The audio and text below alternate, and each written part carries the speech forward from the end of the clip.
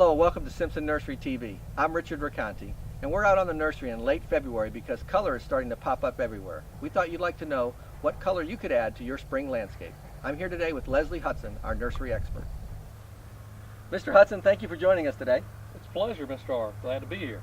Thank you. We're here on a beautiful spring day, and Mr. Hudson, I see you have behind us here a bunch of flowering trees and shrubs. What do you have? Well, we've got quite a few things that might be interested in taking a look at today. We've got quite a few flowering trees. We've got some really nice flowering cherries. We've got some whites and pinks and reds that some of our customers might be interested in.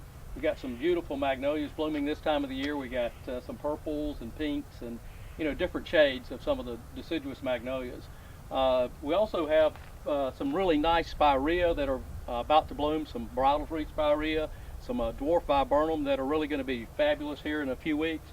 We got some really nice loropetalum. Got like 5 different flavors of loropetalum that we could be planting now.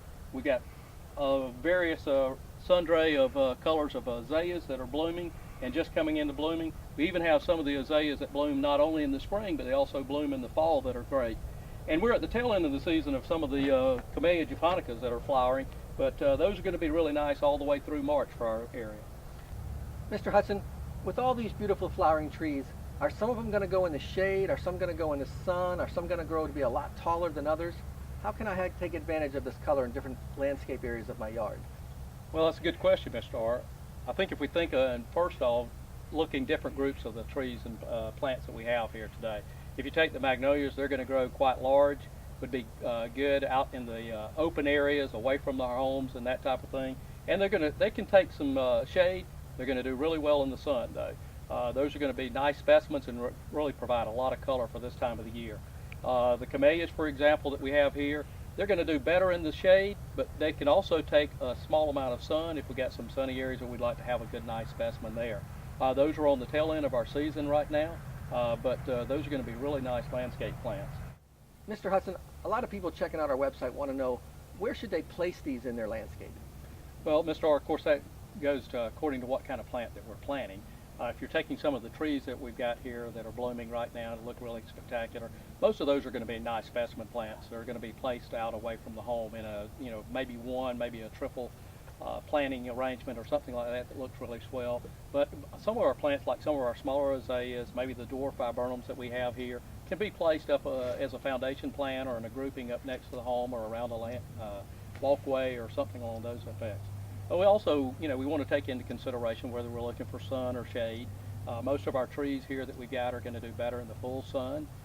They can tolerate some shade, though. I mean, the cherries and the magnolias we have are going to do really well in a filtered shade.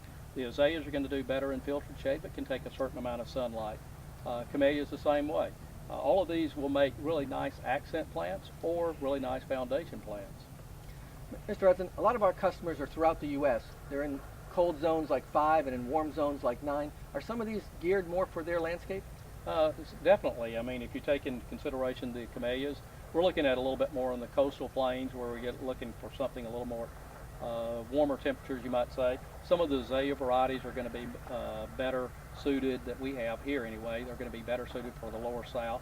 The magnolias, they can go on up into our colder climates much more so, as well as some of our cherries.